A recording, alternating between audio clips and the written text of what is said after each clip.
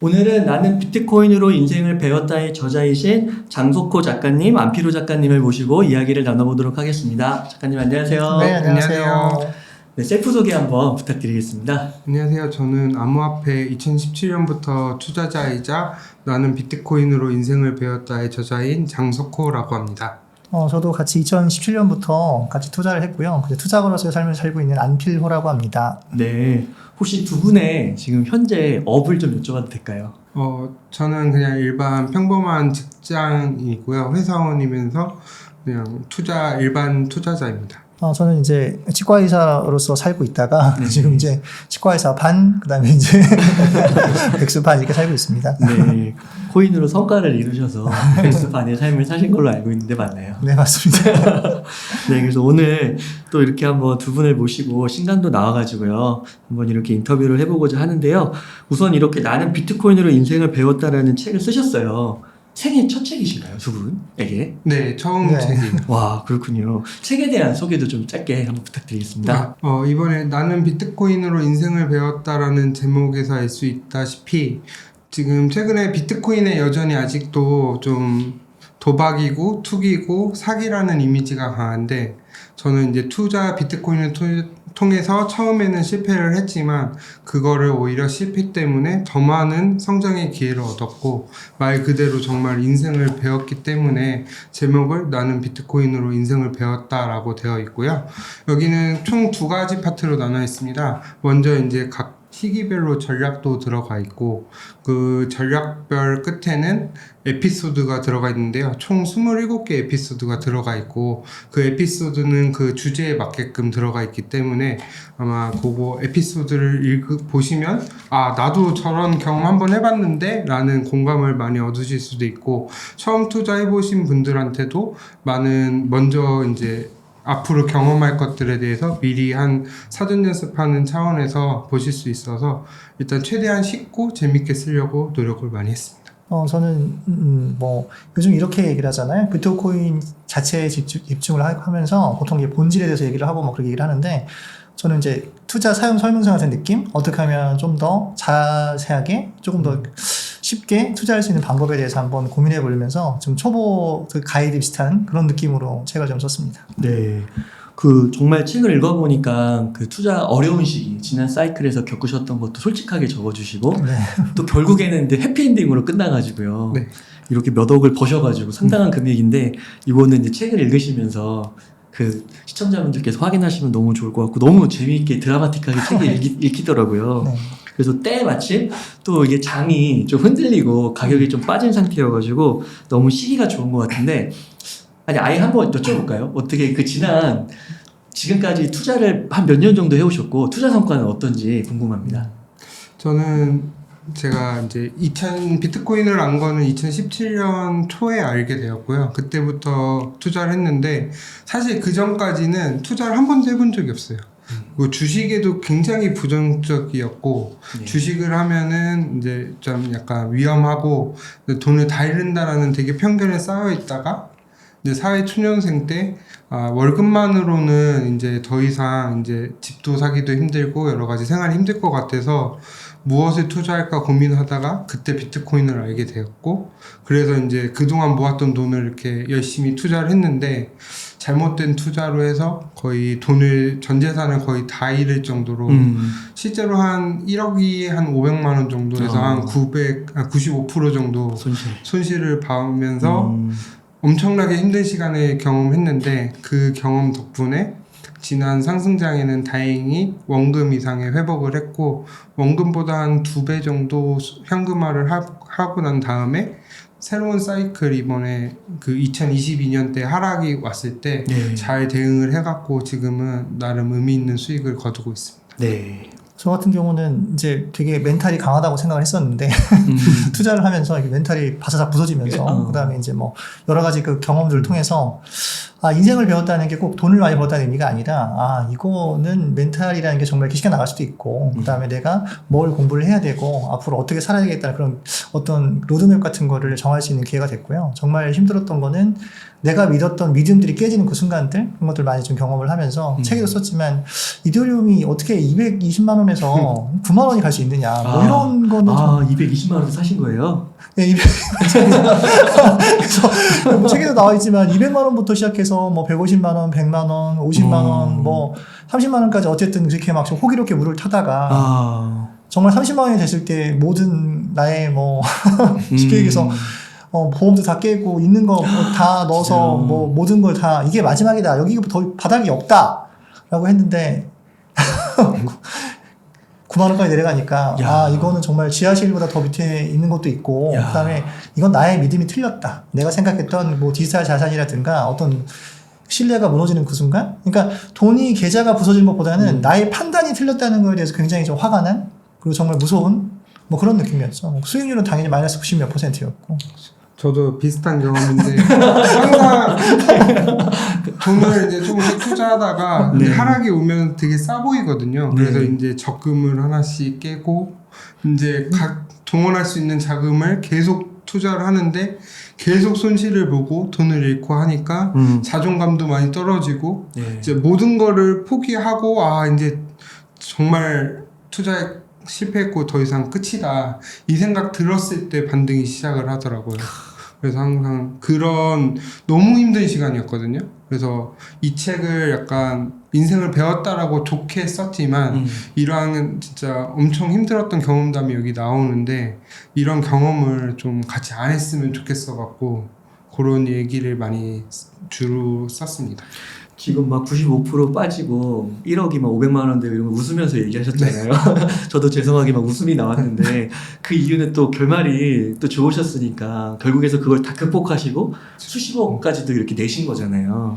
그러니까 아까 남인선배한테도 말씀드렸었는데 만약에 제가 200만 원에 이더리움을 샀잖아요. 근데 그걸 그냥 내버려 두고 산을 그냥 버텼다면 400만 원에 매도했으니까 2배잖아요. 그럼 이제 2배 번 건데 근데 어쨌든 눈물로 계속 물을 탔잖아요. 그래서 평단을 그렇게 물을 타다 보니까 뭐 거의 한 40몇만 원이 됐고 400만 원이 됐으니까 다행히 10배 가까이 된 거잖아요. 근데 만약에 하락이 없었고 그걸 못 버텼다면 수익이 안 났을 거 아니에요. 근데 지금 생각해보면 너무 잘한 거지만 그 당시에 있는 나는 너무 힘든 거죠. 그러니까 지금도 사실은 조금 갖고 계신 분들은 이제 최고점 대비 한 50% 떨어질 수도 있는데 사실은 떨어질 때도 용기 내서 괜찮은 알트들을 조금씩 분할로 매집한다면 나중에 올라갔을 땐 더 큰 수익이 될 수도 있으니까 이제 그런 내용들이 담긴 책이거든요. 와, 괜찮은 알트가 중요한 거네요. 그렇죠. 전부 다 갈 수는 없으니까. 그게 아니면 물 타면 망하는 거잖아요. 그렇죠. 제가 만약에 그때 이더리움이 아니고 다른 이상한 코인에 물을 탔다면 그죠. 어떻게 생각하십니까?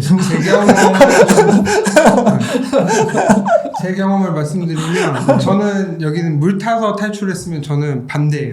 그러니까 저는 ICO라는 게 있어요. 그러니까 주식이 IPO처럼 상장을 하면 새로운 코인들을 했는데 이 ICO가 뭐냐면 코인 주식과 다르게 상장을 무조건 해줘야 돼요. 거래소별로.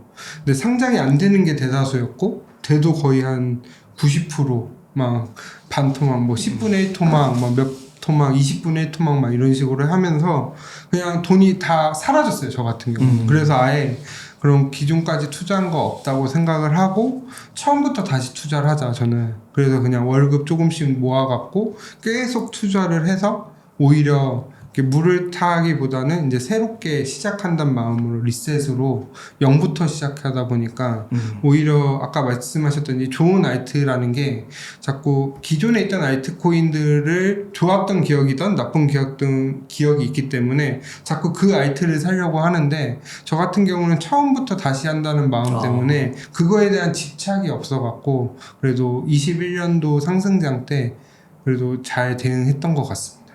위기를 극복한 약간 다른 방법을 다 이 책 한 권에서 볼 수가 있는 거겠네요. 그렇죠. 그러니까 같으면서 약간 미묘하게 다른 부분도 그걸 찾아보는 재미가 있으실 것 같아요. 지금 이제 비트코인 그 알트코인 상당히 주목 많이 받다가 그 지정학 이슈가 터지면서 지금 좀 이렇게 조정을 받고 있어가지고 이런 시기에 진짜 딱 이런 책 하나 읽으면 굉장히 도움이 될 것 같은데요. 멘탈을 부여잡는데.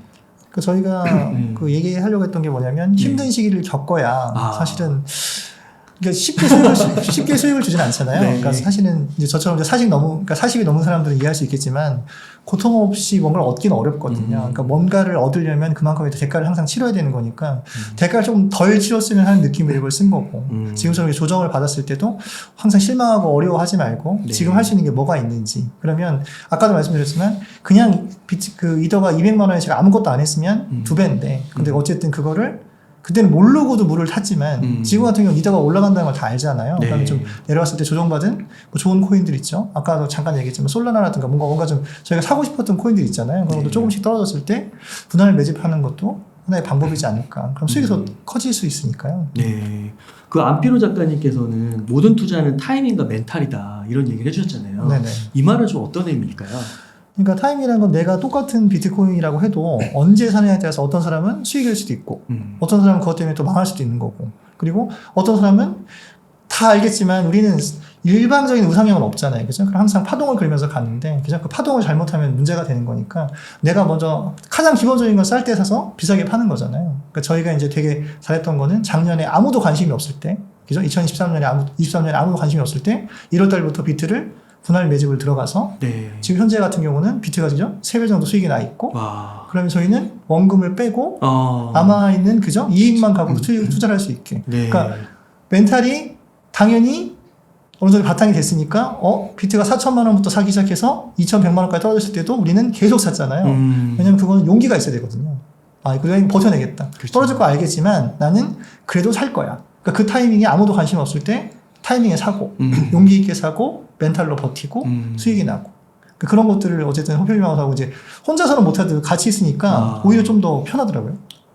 이제 무서워서 못 살 때 지금 사야 된다고 하면서 서로 얘기를 해요. 어쨌든 하고 또 너무 상승해서 기분 좋을 때는 너무 이렇게 흥분하면 안 된다 이렇게 서로 이제 하면서 하고 실제로 책을 쓰면서 저희가 이제 하락장 때 책을 썼잖아요. 그러면서 굉장히 많은 도움을 받고, 그래서 내용도 하락장 내용들이 좀 많이 있는데, 그때 이제 어떻게 극복을 했는지가 많이 이제 나와 있는데, 저는 도움을 굉장히 오히려 쓰면서 굉장히 많이 받았어요. 그게 궁금해지네요. 두 분은 좀 어떻게 만나셔가지고 이렇게 투자를 지금까지 같이 해오신 거예요? 저희는 이제 다른 이제 경제 공부를 같이 하다가 만나게 알게 되었고, 근데 너무 잘 통해갖고, 이제 방송도 같이 한 번씩 하고 이러다 보니까 서로 너무 친했는데, 나이 차이가 그래도 꽤 나는데, 약간 진짜 친구 이상의 느낌도 얻을 수 있고, 또 저도 여기 팽돌이님한테 어디서 치과의사 선생님이고 많은 인사이트 나눠주면서 서로 시너지 효과를 더 많이 낼 수 있어갖고 빠르게 친해지게 됐고 그 덕분에 책도 같이 쓰게 되었던 것 같아요. 참 시너지가 난 것 같습니다. 그러면은 요즘 한번 시황 한번 여쭤볼게요. 네. 비트코인 가격이 이제 원화 기준으로 1억대에서 막 엎치락 뒤치락 하다가 이제 달러 기준으로는 73,500까지 갔다가 61,000까지도 거의 떨어졌잖아요. 네. 요즘 장세 좀 어떻게 보고 계신지 궁금합니다. 공달님께 하나 여쭤보고 싶은데 비트코인 빠졌다고 생각하세요? 원화 기준으로? 원화요? 원화로 업비트 기준으로 네. 보면은 그 기프가 막아주는 것 같아요. 그래서 지금 장세를 한마디로 표현하면은 네. 비트코인은 김프와 환율이 캐리해주고 있고 나머지 알트코인은 너무 힘든 상황이다 라고 하면서 지금 알트는 김프가 방어가 안 되고 있나요 지금? 하락폭이 너무 크니까 네, 김프나 환율 때문에 감안하더라도 하락폭이 너무 크니까 더 힘든 상황인 거고 지금 비트 정도만 지금 그나마 방어하면서 버티고 있어서 불안한 상황은 맞는 것 같습니다. 근데 앞으로 이제 반감기 때 원래 반감기 이슈가 생기면 코인이 많이 상승할 거라는 것도 저희는 동의는 하는데 그렇다고 해서 당장 이렇게 크게 상승하는 것보다 오히려 좀 더 조정을 주던지 아니면 횡보하면서 크게 상승은 당분간은 좀 약간 지지부진한 상황이 이어지지 않을까라고 생각을 하면서 지금은 아까 말씀하셨던 대로 하락이 오면 조금씩 매집하는 단계지 이제 지금 한 달 만에 갑자기 기존 고점을 뚫어서 한 번에 상승할 거라는 것보다는 올해 연말까지는 그래도 천천히라도 꾸준히 올라갈 것이라는 기대감을 갖고 못 사셨던 분들이 지금 이제 조금씩 사시면 되고 대신에 이제 분할로 많이 하락하게 되면은 지난 하락장 같은 상승장에서도 30%에서 많으면 50%도 빠졌었거든요. 상승장에서요. 네, 그렇기 때문에 그렇게 하락이 오면은 추가 상승을 하면서 조금씩 매집해야 하기 때문에 천천히 나눠서 사는 장세로 보시는 게 좋다고 생각하고 있습니다. 연말까지 봐라. 연말까지는 계속 나쁘지 않게는 보고 있는데 그 중간중간에 하락이나 이런 굴곡이 심해질 거라고 생각하고 있습니다. 행돌이님 어떻게 생각하세요? 원래 반감기 전에 한번 그죠? 조정 및 하락이 좀 오고 그 다음에 또 횡보잖아요. 그럼 횡보하면서 이제 에너지를 축적을 하고 네. 상승이라고 생각하기 때문에 저는 알트는 한 7월 정도 되면 조금 좋아질 것 같고 비트는 지금 많이 나빠진 건 아니니까 제가 볼 때는 어느 정도 횡보하다가 그리고 하여튼 저는 비트는 2억은 확정이고 네, 3억은 선택이니까 네. 네, 그리고 비트가 2억 하면 알트도 당연히 이제 좋아질 거고요. 그리고 이제 알트가 옛날처럼 다 가는 게 아니고 선택적으로 좋은 테마들이 있잖아요. 네. 그래서 그 테마들은 충분히 갈 수 있다라고 생각을 하고 있습니다. 그 2억 확정이라는 거는 뭐 네. 최근에 그 홍콩 ETF 같은 게 나왔었잖아요. 네네. 뭐 이런 것 때문에 그런 걸까요? 수요가 많이니까요. 그러니까 뭐 쉽게 해서 ETF가 홍콩만 있는 게 아니라 미국도 있고, 그 다음에 또 쉽게 해서 영국도 있고, 그리고 이제 블랙락이 계속 사잖아요. 그러니까 기관 입장에서는, 그러니까 블랙락 입장에서는 이제 샀는데, 그죠? 이제 고객들한테 바로 그죠? 마이너스 수익을 안겨줄 수는 없으니, 그래도 어쨌든 수익을 줘야 될 거 아니에요. 그리고 우리가 얘기한 뭐 GBTC 물량도 끝까지 계속 팔 수 있는 게 아니잖아요. 얘네가 던지는 물량보다도 어쨌든 우리가 살 수 있는, 그죠? 구매 물량이 더 많고 또 반감기도 있고 하니까 반감기가 어쨌든 중요한 이슈잖아요. 네. 그래서 저희는 수요가 더 많다. 그러니 2억은 무조건 확정이고 3억은 이제 선택인데 2억까지는 네. 충분히 가니 그러니까 지금 사실은 뭐 알트 좀 많이 들어서 힘들어 하시는데 그거보다도 사실은 지금 제가 아까 정말 힘들었던 거는 저 진짜 책에도 보시면 알겠지만 한강을 몇 번 고민했거든요. 전 대전인데 그러니까 이게 왜냐면 그 가장으로서의 책임이 있잖아요. 내가 뭔가 잘못 선택해서 이거 정말 큰 돈을 잃고 이거 또 가족을 좀 더 어렵게 한 게 아니냐. 그때 그 아내분도 아셨어요? 몰랐죠. 알았으면 이혼했을 텐데. 근데 이제 모르게 혼자 끙끙 앓다가 방송에 나가도 되나요? 그런 거 알고 있으니까 아마 이혼 당했을 것 같아요. 근데 이제 왜냐면 그 돈을 다 까먹었으니까. 근데 이제 그것도 뭐 뭔가를 한 게 아니라 투자한다고 다 잊어먹은 거니까. 근데 그때 혼자서 끙끙 앓고 말도 못하고 이걸 그리고 말씀드렸지만 저희 확신이 무너졌잖아요. 그러니까 그런데 그 시기를 버텨내면서 이제 8년을 투자하다 보니까 내공이 생긴 거고 그러다 보니까 작년에 매집할 수 있는 용기도 있는 거고 그리고 작년이 타이밍상 우리가 얘기하는 그 봄이라는 것도 알았고 봄에 씨앗을 안 뿌리면 안 되니까 최소한 비트는 매집을 해야 된다는 것도 알았고 그러니까 다 경험인 것 같아요. 그러니까 저희는 멘탈과 이 타이밍이 제일 투자에서는 기본이지 않나 싶어요. 그 공저자라 해도 그 2억 여기에 동의를 못 할 수도 있잖아요. 네. 그 호필 장석호 작가님은 어떻게 보세요? 동의하시나요? 저는 책에 1억에서 3억이라고 레인지를 좀 크게 했는데 네. 뭐 2억까지는 저는 충분히 공감을 하는데 3억은 여러 가지 경제 상황이나 이런 걸 봐야 되기 때문에 네. 조심해야 되는데 그렇다고 해서 지금 당장 뭐 2억을 한 번에 가는 게 아니라 아까도 말했듯이 천천히 이제 오니 상승할 거고 이제 수요가 또 순간적으로 몰리는 시기가 있어요. 네. 근데 항상 그때 사시려고 하시거든요. 근데 그때 사면 이미 늦거든요. 이번에도 1억 돌파했을 때 굉장히 많이 물어보세요. 지금 사도 되냐고. 맞아요. 근데 저는 사라고를 말을 못 하겠는데 또 올라가면은 올라갔는데 사지 말라고 하면 또 그분들은 섭섭해 하시잖아요. 맞아요. 그러니까 지금 이제 충분히 조정이 오고 횡보하고 있을 때 요럴 때 조금씩 모아가는 습관을 들이시면 되고 대신에 이제 좀 빚내서 투자 안 하셨으면 좋겠어요, 저는. 네, 그러니까요. 그 1억대 사라고 했는데 다음날 사지 말라고 했는데 올라버리면 욕먹고 지금 같은 때 사라고 했는데 떨어지면 또 욕먹고 참 어려운 것 같아요. 그래서 욕먹을 각오하고 말씀을 드리는데 네. 뭐 저희가 올라간다 떨어진다라고 해서 뭐 저희가 맞으면 좋지만 틀릴 가능성도 항상 있기 때문에 참고하셔갖고 말에 신빙성이 있다고 느껴지시면 한번 투자해 보시는 것도 나쁘지 않고 뭐 저희가 반대 의견도 있으니까 반대 의견에 판단이 되셨다면 또 다르게 뭐 전략을 짜보시는 것도 나쁘지 않을 것 같습니다. 그래서 하루하루 보는 것보다 책에서도 말씀해 주셨듯이 한 24년에서 25년까지 이렇게 좀 보면은 뭐 1억에서 3억 정도는 얻을 수 있다. 네, 2억 확정일 수도 있고요. 그러면은 장석호님은 홍콩 ETF는 좀 어떻게 보세요? 홍콩 ETF는 좀 보셔야 될 게 지금 아직 정확하게 지금 팩트 체크로 이렇게 나오거나 보도된 건 없는데 많은 이제 언론에서 나왔던 게 홍콩 ETF가 승인되면 중국 자금들이 많이 들어온다라는 얘기가 많았는데 그건 저도 동의를 하는데 지금 문제는 뭐냐면은 중국의 이제 본토 중국인들이 홍콩 ETF를 투자를 못하는 상황이 된다라고 보도가 되고 있어요. 그렇기 때문에 지금 당장에 그 자금의 유의급으로 크게 급등하기는 힘들지만 장기적으로 봤을 때 어떻게든 새로운 통로가 하나의 자금 유입 통로가 만들어진 거잖아요. 예를 들면은 저희가 길을 가는데 어떤 고속도로가 새로 뚫린 거예요. 근데 아직 이게 개방이 안 된 상태.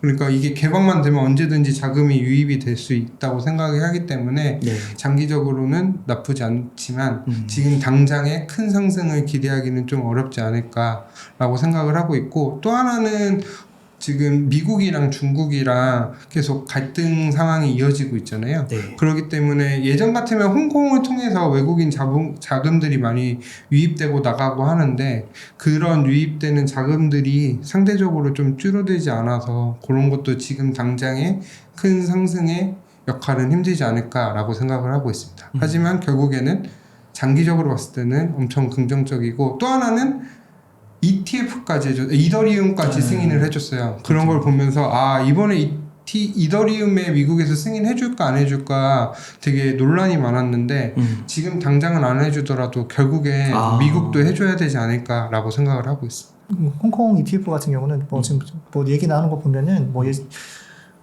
한 5억 달러 정도는 충분히 들어올 수 있다 이렇게 뭐 얘기를 하고요. 근데 어쨌든 저희 입장에서는 아까 말씀하셨지만 새로운 통로가 열린 거고 그리고 또 중국 애들이 보면은 중국 사람들 보시면 음성적으로도 투자를 또 많이 할 수도 있잖아요. 그러니까 어쨌든 간에 공식적인 거는 그럴 수 있겠지만 어쨌든 음성적으로도 또 투자의 길이 열린 거는 우리한테 무조건 긍정적이다.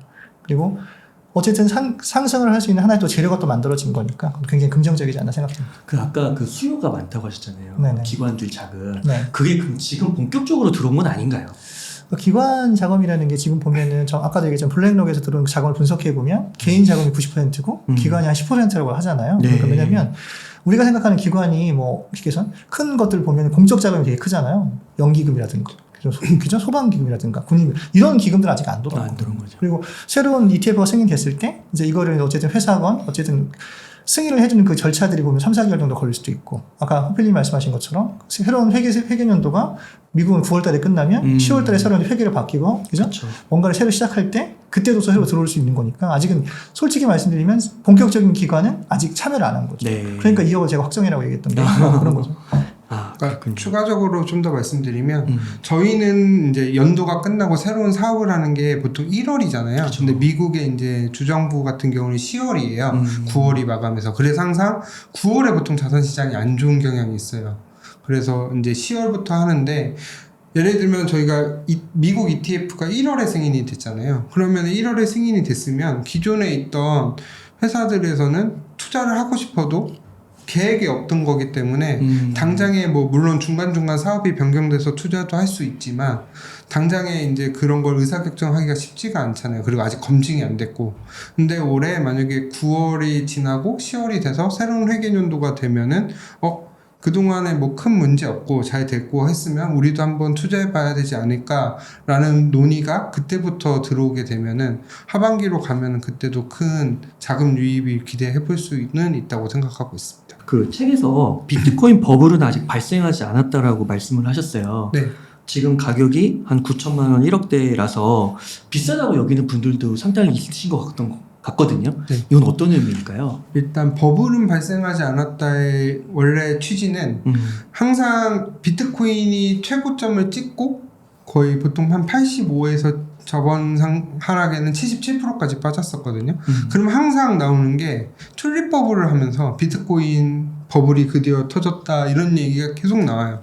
근데 항상 그런 뉴스가 매년 반복되고 매번 반복되지만 결국엔 다시 올랐거든요. 네. 그렇기 때문에 가격적인 측면으로만 보면은 비트코인이 버블이 꺼졌다라고 볼 수는 있지만 저는 다시 상승을 하기 때문에 버블이 발생하지 않았다는 의미가 한 번 있고요. 그 다음에 저희가 지금 계속 기간 자금을 얘기하고 있잖아요. 기간이 들어와야지 본격적인 버블이 발생하고 있다고 생각을 하거든요. 네. 근데 이제 아까 팽돌이님께서 말씀해 주신 것처럼 이제 기간 자금들이 유입이 되기 시작했고 네. 뭐 연기금이나 공적 자금들이 아직 들어오지 않은 상황에서는 그분들이 다 들어오고 거기에 이번에는 또 반대로 기관들이나 이런 데 유입이 되는데 개인들이 또 이번엔 관심이 없어요. 그럼 개인들까지 관심이 오면서 폭발적으로 관심이 늘어났을 때 진정한 버블이 발생하기 때문에 아직까지는 버블은 아니라고 생각을 하는데 비트코인이 뭐 9천만 원에서 1억이 비싸다고 생각하시는 분들도 있는데 저는 ETF 승인까지 고려하고 미국 자금들이 들어오는 것까지 고려해 봤을 때 거품은 아니고 적정 가치에 와 있다고 생각을 하고 있습니다. 그러니까 거품이라고 하면 아까 말씀드렸지만 개미가 타야 되는데 그죠? 지금 구글 검색량 이런 걸 보면 그죠? 예전에 비해서 너무 관심이 없는 거죠. 그러니까 아직은 버블 단계도 아니고. 혹시 그게 너무 비싸서 관심이 없는 건 그런 건 아니라고 보시나요? 너무 비싼 것보다는 비싼 것도 있고요. 일단은 1억이라는 그 액면가가 되게 비싸다고 느끼는데 근데 아직도 비트코인에 대해서 잘 모르신 분들은 1억을 한 번에 사야 된다고 오해하시는 분들도 굉장히 아직도 있다고 생각을 하거든요. 근데 비트코인은 10,000원도 살 수 있고 10만 원도 살 수 있기 때문에 그런 점대적인 영향도 있지만 그런 것보다 저는 최근에 금리가 너무 높고 고금리 상황이고 이러다 보니까 개인들이 투자할 수 있는 시장이 없는 것 같아요. 네. 그러다 보니까 상대적으로 알트코인들이 못 올라가는 이유도 거기에 맥락이 있다고 생각을 하거든요. 그렇기 때문에 약간 지금은 기관들이나 약간 돈에 여유 있는 분들이 비트코인만 투자를 하는 경향이 있기 때문에 지금 개인들이 관심을 갖기에는 조금 더 상승을 하면은 근데 만약 비트코인이 진짜 2억을 가고 막 이러면 그때 또 관심이 쏠리기 시작하거든요. 그래서 추가적인 상승은 충분히 있고 아직까지는 조금 더 지켜봐야 되는데 아마 금리가 높아서 많이 투자를 못하고 있지 않나라고 생각을 해보고 있습니다. 네. 그 책에서 비트코인 투자를 위한 필요 조건을 정리해 주셨어요. 네. 여기서도 한 몇 가지 중요 내용 소개해 주시면 좋겠습니다. 일단은 가장 중요한 거는 투자를 하기 전에 개인의 상황을 항상 점검을 해봐야 된다고 생각을 하거든요. 예를 들면은 제가 지금 저의 기준으로 보면 저는 아직 결혼을 안 했고 그냥 평범한 회사원이고 직장인이고 30대고 하니까 저는 그냥 무리 없이 투자를 할 수 있지만 내가 만약에 가정이 있고 아니면 진짜 투자에 돈이 없는 상황일 수도 있기 때문에 그런 상황에서 내가 앞으로 얼마나 투자를 할 수 있을지 아니면 지금 투자하는 돈이 대출로 받은 건지 내가 여유자금으로 투자한 건지에 따라서 전략이 달라야 되거든요. 대출을 받았는데 10년 동안 투자를 할 수는 없잖아요. 그렇기 때문에 개인의 상황이 지금 환경이나 여러 가지를 고려하면서 투자를 한번 고려해야 된다고 생각을 하고 있고요. 그리고 저는 계속 강조하는데 저는 빚내서 투자를 안 하셨으면 좋겠어요. 제가 하락을 되게 크게를 했었는데 그럼에도 제가 다시 재기할 수 있었던 가장 큰 이유 하나만 뽑으라고 하면 저는 빚을 안 냈기 때문이라고 자신 있게 말씀드리거든요. 빚이 없으니까 투자에 실패해도 다음이 있는 건데 빚까지 있으면은 저는 지금 이렇게까지 투자를 하고 아예 안 했을 것 같아요. 오히려 관심이 없고 그렇기 때문에 가장 중요한 건 나의 상황 내가 지금 어떤 돈으로 투자하고 나의 포지션이 어디고 위치가 어딘지를 보고 빚을 내지 말고 무리하지 않는 선에서 항상 투자하는 것을 추천해 드리고 있습니다. 저는 이제 내가 투자하는 목적이 뭔지가 되게 중요한 것 같아요. 그러니까 저는 이제 이걸 투자를 해서 내가 단지 그냥 조금 돈을 투자해서 용돈벌이로 하는 건지 아니면 난 요번에 뭐 차를 바꾸려고 좀 코인 투자를 하는 건지 아니면 집 정도는 장만하는 건지 아니면 저희처럼 인생을 바꾸려고 하는 건지 그러니까 내가 그거에 맞춰서 자금 용도도 이제 제가 판단을 해야 될 것 같고 금액도 정해야 되는 거잖아요. 내가 그리고 어디까지 버틸 수 있는 건지 그리고 아까도 말씀드렸지만 내가 어느 정도 멘탈이 있는 건지 내가 어느 정도 참아낼 수 있는 건지 그러니까 이 구덩이를 어디까지 만났을 때 어디까지 갈 수 있는 건지. 그러니까 용돈벌이 하는 거는 내가 쉽게 얘기해서 100만 원 가지고 30만 원 이제 수익이 나면 빼고 난 됐어. 여기까지만 할 거야. 만약에 차를 한 대 바꾸고 싶다고 하면 내가 1,000만 원 투자해서 2,000만 원 더 벌어 3,000만 원 할 때까지 참아야지. 그럼 그것만 되면 빼도 되는 거잖아요. 네. 그러니까 나의 목적이 무엇인지. 근데 내가 정말 나 이거 은퇴할 거야. 그럼 이제 막 1억 갖고서 막 10억, 20억을 만들어야 되는데 그러면 더 많은 고난이 있겠죠. 그러니까 나의 투자 목적이 뭐고 내가 어디까지 버틸 수 있고 내가 원하는 게 뭐지? 그게 제일 중요한 것 같아요. 그래서 그냥 단지 나는 이게 나의 그냥 지금 단순한 용돈벌이인 건지 투자를 한번 공부를 해보고 싶은 건지 정말 차정도 바꾸고 싶은 건지 근데 난 저건 뭐 이게 지금 나 30대인데 파이어 한번 해보고 싶어. 그럼 10억 원 벌어야 되잖아요. 그럼 1억 갖고 10억을 만들어야 되는데 그건 너무나 험난하고 어려운 과정이겠죠. 그러니까 그런 것들 제가 버틸 수 있는 건지 투자 목적이 정말 중요하지 않을까. 두 분의 목적은 어떻게 되세요?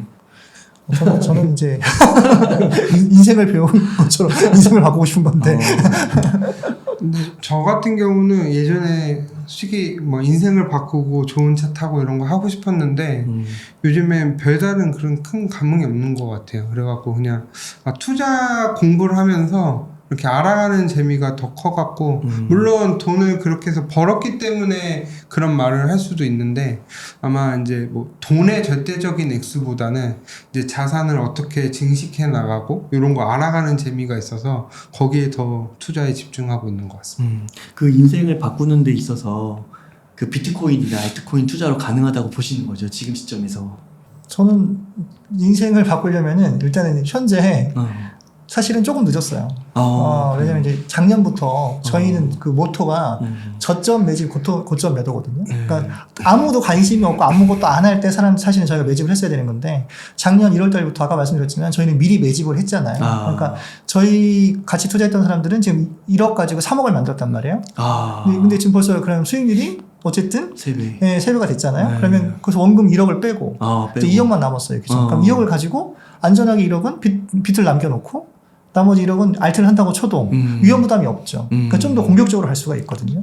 그리고 같이 투자하는 분들한테 얘기했던 게 뭐냐면 우리 5월달까지는 흔들릴 거니까 비트 팔지 말고 남아있는 비트 그대로 가져가고 알트도 그대로 가져가고 팔지는 말고 만약에 또 내가 근로소득이 있고 원화채굴 가능하다면 좋은 알트든 이더리움이든 떨어지면 조금 더 분할 매집하자. 근데 위험성이 없는 건 어쨌든 간에 우리가 미리 사놨기 때문인 거고 이제 만약에 들어온다. 그럼 저는 이제부터는 사실은 솔직하게 말씀드리면 저는 비트는 안 살 것 같습니다. 그럼 저는 이제 이더부터 살 것 같거든요. 그래요. 왜냐면 이제 이더가 아까 말씀하신 것처럼 홍콩에서 ETF도 승인이 됐고 블랙락이 또 8월 달에 얘기하면 될 것 같기도 하고. 저는 말씀드리면은 이제 처음 투자를 이제 막 하신 분들은 말씀하셨던 대로 지금 당장 부자가 되기는 힘들어요. 현실적으로. 물론 알트코인을 잘 타갖고 막 10배, 20배, 100배 나오는 거를 진짜 할 수도 있는데 문제는 뭐냐면 거기에 전 재산을 생돈을 넣을 수가 없어요. 저희 돈을. 저희 이득금을 가지고 넣는 거랑 개인 돈을 가지고 올인을 하는 거랑은 느낌이 다르거든요. 그렇기 때문에 저는 돈을 아예 투자를 하지 말라는 게 아니라 경험을 쌓고 똑같이 과거처럼 하락은 크게 올 거고 사이클대로 움직이니까 다음 사이클을 위한 지금 공부하는 과정이라고 생각하면서 투자를 해보시는 과정이 좋지 않을까 라고 생각하고 있습니다. 그러니까 제가 사용 설명서라고 말씀드렸던 것도 우리가 이제 4년 주기라는 걸 배웠잖아요. 그러니까 이제 그래서 비트코인 사이클이 4년 주기로 계속 돌아갔거든요. 그러니까 저희는 이제 그거를 2번 경험을 했으니까 요번에도 그렇게 될 거라는 걸 알고 있었고 그러니까 봄에 씨를 뿌린 거잖아요. 이미 뿌렸어요. 그러니까 봄에 다른 사람들 아무 관심이 없을 때 우리는 비트를 사기 시작한 거거든요. 그러니까 아무도 관심 없을 때 씨를 뿌려서 비트 가지고 지금 수익을 냈고 원금을 빼고 나머지 이걸 가지고 하니까 수익을 가지고 훨씬 더 편한데 그러면 지금 하는 걸 보면 다음 사이클이 한 사이클이 더 있을 수 있거든요. 그럼 한 사이클이 더 있을 수 있으면 우리처럼 아무도 관심이 없을 때 다시 비트코인을 매집을 해서. 근데 왜 그러면 왜 알트를 매집 안 하고 비트를 매집하느냐? 그나마 비트가 초우량 자산이잖아요. 여기 비트코인계에서는. 그렇죠. 그러니까 가장 안전한 자산인 1등 자산인 비트를 가지고 수익을 최대한 내고 그 다음에 위험 자산으로 넘어가는 게 맞지 않을까. 그게 저희 책의 핵심이거든요. 그러니까 지금 4번째 반감기를 앞두고 있는데 이제 한 3, 4일 남은 건가요? 진짜 별로 안 남았잖아요. 5번째 반감기도 우리가 기대할 수 있는 거니까 그때는 진짜 봄에 씨앗을 뿌려보자. 그렇죠. 그럼 지금은 4계절로 비교를 해주셨잖아요, 책에서. 지금은 어떤 거에 있는 거예요? 원래 과거의 사이클로 봤을 땐 지금은 이제 반감기 이후부터 최고점 돌파하는 시기까지 직전 도달하는 데까지 여름을 뒀는데 여름이 빨라졌어요, ETF 때문에. 그래서 지금 봄이 조금 짧아지고 여름이 조금 땡겨져서 여름도 지나고 이제 가을이 시작하는 단계거든요. 그렇기 때문에 아직도 상승의 여력은 있다라고 보고는 있습니다. 근데 말씀하셨던 대로 지금 막 비트코인으로 10배를 벌고 싶다. 그런 거는 힘든 상황이기 때문에 대신에 뭐 내가 정말 보수적이고 안정적으로 하고 싶으시면 비트코인을 하시면 되고, 그래도 그거보다 좀 더 수익률을 기대하고 싶다고 하시면 이더리움을 이 비트코인이랑 알트코인을 섞어서 투자를 하시던지 아니면은 이더리움 위주로 투자를 하시던지 라고 하면서, 그런 수익률 싸움으로 내가 정말 한번 조금 여윳돈 갖다 하고 싶다 그러면 알트를 하는데, 알트를 항상 하실 때는 거의 돈을 다 날릴 수도 있다라는 각오를 항상 하셔야 되기 때문에 정말 조심히 투자하셔야 된다고 생각하고 있습니다. 다 날릴 수 있으니까 아까 그 번 원금 빼고 1억은 비트에 받고 1억으로 어차피 번 돈이니까 여기서 한번 걸어보겠다. 저희는 그런데 이제 처음 시작하신 분들은 좀 이따 다시 한번 가이드를 하겠습니다. 가이드를 해주시고.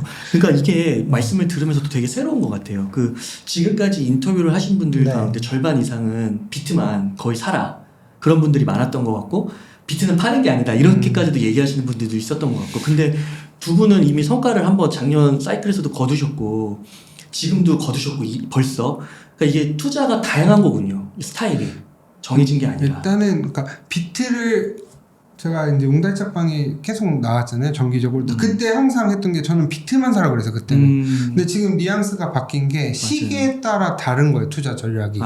그렇기 때문에 아까 상황을 봐야 된다 그랬잖아요. 나의 상황도 봐야 되지만 시장 상황이나 이 사이클의 상황이 어딘지를 봐야 되는데, 지금 비트가 많이 올라봤자 만약에 3억을 간다고 해도 3배예요. 그렇죠.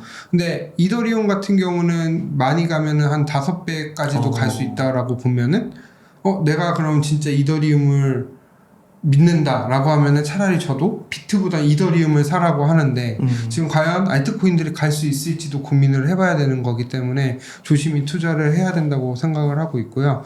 그리고 무조건 그냥 비트를 모아서 사시는 것도 중요한데 하락장 때 절대 버틸 수 없다라고 저는 생각을 하거든요. 특히 초보이신 분들한테는.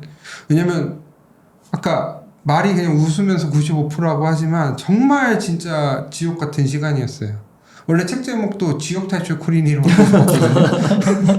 진짜로 그 정도로 제목을 짓고 싶었는데 그거는 좀 너무 아닌 것 같아서 얘기를 했는데, 아까 한강도 얘기하셨잖아요. 막 보면은 그런, 그러니까 솔직히 뭐 나쁜 생각을 한 적은 없는데 정말 너무 힘들었어요, 진짜. 그래갖고 그런 경험을 하지 않기 때문에. 그리고 저희는 생각을 하셔야 되는 게, 저희는 비트코인의 가치를 믿고 투자를 하지만 결국엔 비트코인을 하는 게 돈을 벌려고 하는 거지. 그쵸. 우리가 이거를 뭐 세상을 바꿀 거를 우리가 바꾸려고 하는 건 아니잖아요. 네. 그러니까 돈을 벌어야 되니까 벌 때는 확실히 벌고, 때는 투기가 필요하면 투기도 해야 되는 거고, 대신에 리스크 관리를 하고 철저하게 안전하게 갈 때는 확실히 수익 실현을 하고 다음을 기다려야 되고, 그런 인내의 싸움이 제일 중요한 것 같습니다. 되게 말씀을 들으면서 인간의 그런 갖고 있는 본성 같은 거, 현실적인 부분들을 잘 포착해서 그걸 잘 배합시킨 것 같아요. 투자 전략이에요. 그 인생을 배웠다라고 한 게 그런 저희 개인의 감정이 투자에도 똑같이 적용이 되는데, 투자할 때 이제 갑자기 예를 들어 운전할 때 갑자기 평소의 성격이랑 다르신 분들도 있잖아요. 그렇죠. 그런 것처럼 투자만 하면 성격이 바뀌시는 분들도 계시고, 자기의 숨겨놨던 감정들이 나올 수도 있기 때문에 그런 걸 최대한 냉정하게 판단을 해야 된다고 생각을 하고 있습니다. 그러면 이더리움 한번 여쭤볼게요. 그 어떤 분들은 지금까지 성과로 봤을 때는 좀 이더리움이 좀 지지부진하다, 상대적으로 비트보다. 그래서 이더리움이 이대로 끝날 수도 있다. 또 맹추격자 솔라나가 또 있잖아요. 그래서 이더리움을 이렇게 좀 안 좋게 보시는 분들도 있더라고요. 미래 전망에 대해서. 근데 이더리움 어떻게 보시는지 궁금합니다. 그러니까 이더리움 같은 경우는 이번에 아까 말씀하신 것처럼 홍콩에서도 ETF를 출시했잖아요. 그리고 8월 달에는 저는 블랙락이 승인을 할 거라고 보거든요. 그리고 블랙락도 지금 그 토크나 자산 펀드를 보면 비글이라고 해서 나왔잖아요. 근데 이더리움 기반이거든요. 그럼 이더리움 기반이라는 얘기는 이더리움이 최대 수혜주고, 그리고 이더리움이 아직 정보를 못 들었잖아요. 그래서 그러면 저희 입장에서는 수익률 싸움을 할 때는 안전자산 중에서 제가 볼 때는 비트 다음에 이더인데, 그러면 오히려 저는 이더가 더 많이 갈 것이고, 더 방어력도 비트만큼 좋고. 그래서 나중에 뭐 질문이 나오긴 하겠지만, 만약에 저한테 정말 딱 올해 한 가지만 해, 그럼 저는 다 이더리움. 그래요? 네. 야. 한 가지밖에 못 한다면. 야. 네. 왜냐면 가장 많이 오를 수 있고, 가장 안전하고. 그러니까 네. 비트코인 보충 설명을 드리면 비트코인을 투자하셨던 분들이 다른 이제 자발트는 투자하기가 힘들 거예요. 그죠. 하지만 수익률을 기대를 하면은 이더리움은 투자를 할 것 같은 거예요. 비트에서 부족한 수익률을 채우기 위해서. 그렇기 때문에 이더리움을 긍정적으로 생각을 하고 있고요. 5월 달에 바네크 ETF, 이더리움 현물 ETF가 마지막이라 이제 첫 번째로 이제 시한이 종료되기 때문에 거기에서 승인될 가능성은 지금 굉장히 낮게 보는데 말씀하셨던 대로 블랙록 CEO 레리 핑크가 최근 그 얘기를 했어요. 증권성 이슈 없이 상관없이 이더리움 ETF는 된다. 그냥 이렇게 얘기를 했거든요. 근데 세계 자산운용사 1위 CEO가 그렇게까지 말하고 비들이라는 이더리움 기반의 자산 펀드를 출시를 하고 그렇기 때문에 무조건 된다고 보고 있고요. 근데 뭐 꼭 8월이 아닐 수도 있는데 결국엔 될 거라고 보고 있고 증권성 이슈에 대해서 간단히 말씀드리면 팽돌이님도 기억하실지 모르겠지만 저희가 처음에 SEC에서 이제 암호화폐 규제한다고 했을 때 한때 되게 유행했던 게 이 코인이 증권성에 얼마가 돼 있는지 점수로 막 매기는 사이트들이 있었어요. 그때 리플 유일하게 리플은 완전 그 규제 대상 막 이렇게 돼 있고 유일하게 안 돼 있던 게 비트랑 이더였거든요. 이더도 들어가 있어요. 네, 그리고 이미 예전에 과거에 얘기를 했어요. 이더리움은 약간 증권성 이슈가 없었는데 단지 이제 POW에서 이제 POS로 바뀌면서 약간 증권성 이슈가 있을 수도 있는데 어쨌든 저렇게까지 세계 1위 자산운용사의 CEO가 나와서 그렇게 떠들고 다니는데 안 되는 거는 좀 어렵지 않을까라고 생각을 하고 저도 되게 비관적으로 봤었거든요. 그래서 진짜 안 가는 거 아닌가? 이 생각을 저조차도 이 생각이 드니까 책에 제가 쓴 게 인간 지표는 나한테 있다. 내가 이 정도까지 생각을 하면은 이거대로 안 가겠구나. 이 생각을 딱 해갖고 정리를 했고 홍콩 ETF 딱 나오면서 되겠구나라고 생각을 하게 되었어요. 그렇군요. 야, 약간 그 이더리움에 대해서도 되게 좀 역발상적인 게 필요한 거네요. 어떻게 보면. 너무 가격이 안 돼 있으니까 만약에 한번만 그러니까 약간 어떤 느낌이면 실이 이제 막 꼬여 있는데 한 줄만 잘 풀면 연속으로 쫙 풀릴 것 같은데 그 풀리는 게 아직 제대로 안 풀린 것 같아요. 그렇기 때문에 한번 하면 오히려 무시당했던 게 언제 그랬냐는 듯이 이렇게 하고 너무 다 비관적으로 얘기를 하니까 오히려 또 좋지 않을까라는 생각도 하고 있습니다. 그럼 홍콩에서 약간 풀린 게 그 홍콩 ETF 통과를 그 중국 그 정부랑 또 뗄 수는 없잖아요. 네. 결국엔 아까도 중국 본토 자금도 뭐 어떤 우회로를 틀어오든 시간이 지나면 들어올 수 있는 가능성도 높아 보인다고 말씀을 해주셨고 이게 약간 경쟁 심리로 미국도 통과시킬 수밖에 없다 뭐 이런 차원도 있는 걸까요? 그렇죠. 그런 건 당연히 있다고 보고 있어요. 누가 선점을 할 것인가? 누가 선점할 것인가? 어쨌든 지금 보이지 않는 경쟁 중에 하나죠. 중국이 아마 이번에 제 개인적인 생각인데 이더리움 ETF를 미국보다 빨리 신청한 게 원래 본인들이 이 비트코인을 계속 채굴 금지하고 거래 금지까지 하면서 미국한테 뺏겼어요. 그러니까 그 주도권이 원래 자기네들이 있었는데 그 미국한테 뺏겼으니까 그 주도권을 조금이라도 이제 갖고 오고 싶은 거죠. 네. 그렇기 때문에 그러면은 이더리움이 아직 안 됐으니 우리가 한번 먼저 해보지 않을까라고 조심스럽게 이건 개인적인 생각입니다. 그 RWA 토큰에 대해서 이야기 많이 나오더라고요. 네. 그래서 그 알트코인 투자한다고 하면은 뭐 AI나 RWA에 되게 집중해야 된다. 그럼 그 말이 결국은 RWA가 이더리움 기반으로 나오는 거니까 이더리움을 무시할 수 없는 거겠네요. 그렇죠. 최대 수혜주라고 봐야죠. 그렇게 당연하게. 그리고 RWA를 믿는 이유 중에 딱 하나는 똑같아요. 레리 핑크 블랙록 CEO에서 제일 밀고 있는 게 RWA이고 그리고 이게 실물이랑 코인 시장을 연계할 수 있는 가장 기초적인 지금 단계거든요. 그렇기 때문에 이거는 저렇게까지 이제 밀고 자꾸 새로운 금융을 혁신시키는 과정 중에 하나이기 때문에 무조건 갈 수 있을 거라고 생각을 하는데 조심하셔야 될 거는 기존에 있는 코인들이 바꾸기는 힘들 거예요. 제 개인적으로는. 근데 테마성으로는 가격 상승이 충분히 있다라기 바꾼다는 때문에 게 무슨 말이죠? 그러니까 금융의 혁신을 이루고 하는 게 기존 코인들을 가지고 하기는 힘들 거예요. 새로운 이제 혁신들이 탄생하면서 새로운 코인들이 생기고 새로운 뭐 주식이나 기업들이 생기면서 할 거라는 건 확신은 있는데 지금에 있는 코인들이 물론 일부 코인들이 몇 개가 그런 역할을 해줄 수는 있지만 그게 지금 당장의 모든 RWA의 모든 코인들이 다 할 거라는 건 없고 대신에 이제 테마성으로 RWA가 이제 관심이 많으니까 전체적으로 오를 수 있기 때문에 수익률 싸움으로 가기 위해서 투자를 하는 거지 얘를 장기적으로 막 10년, 20년 투자해야 된다라는 관점은 아닙니다.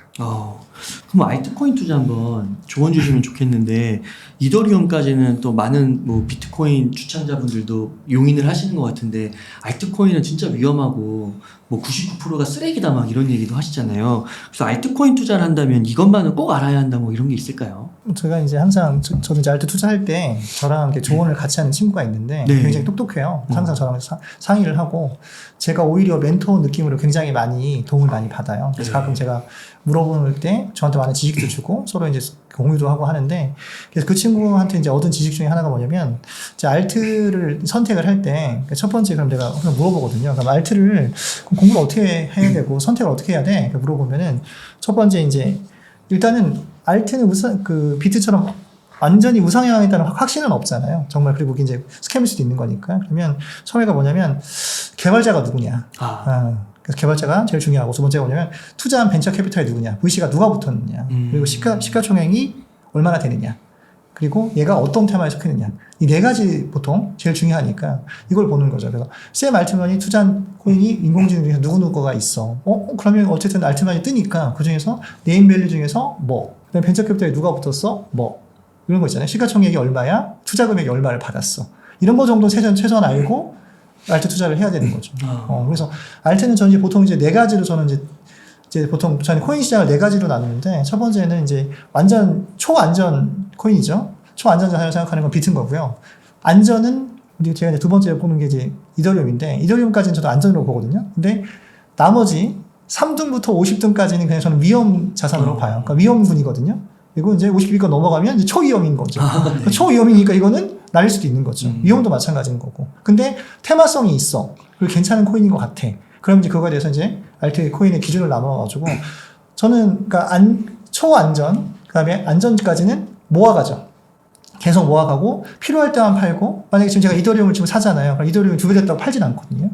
왜냐면 장이 마감될 때까지 어느 정도 될 때까지는 저희는 이제 끝까지 가져갈 생각인데 네. 만약에 가장 위험한 기죠? 알트 같은 경우는 2배가 뛰었어. 그러면 빨리 원금 회수하고 이익금만 남기고. 그러니까 뭔가 투자 방법이 좀 달라져야 되거든요. 그러니까 알트는 이제 저는 어느 정도 테마별을 구별을 해가지고 지금 투자를 하려고 노력을 하고 그거에 맞춰서 계획을 짜죠. 네. 이게 정말 얼마나 위험한 거냐. 대신 나는 안전과 그죠? 위험한 걸 나눠서 가져가면 어느 정도 괜찮잖아요. 아마 성권님도 그렇게 하실걸요? 네, 일단 저도 비슷한 전략인데 일단 알트가 최소 2배 이상 가면은 절반은 무조건 빼요.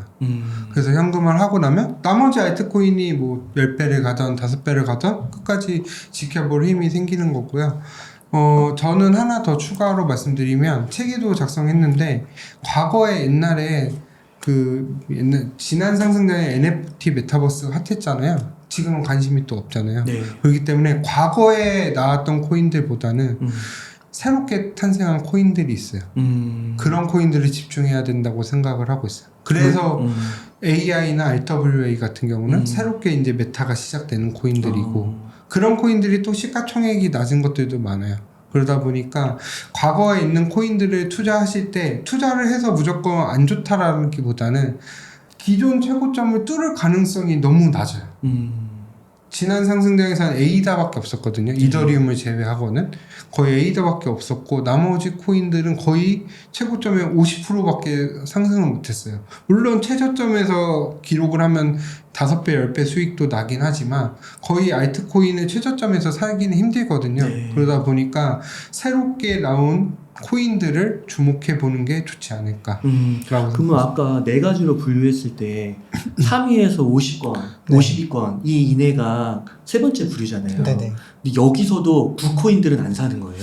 그런 건 아니고요. 이번에 이제 BRC20이라고 해서 비트코인을 지원하는 테마가 스택스라고 있거든요. 스택스. 네, 스택스 같은 경우는 SEC도 인정했잖아요. 네. 얘는 해도 돼. 그러니까 저 같은 경우는 스택스를 엄청 많이 샀어요. 왜냐면 이제 평단이 한 1,000원 정도 되는데. 왜냐면 안전하니까. 근데 한 번 지금 하나도 안 팔았거든요.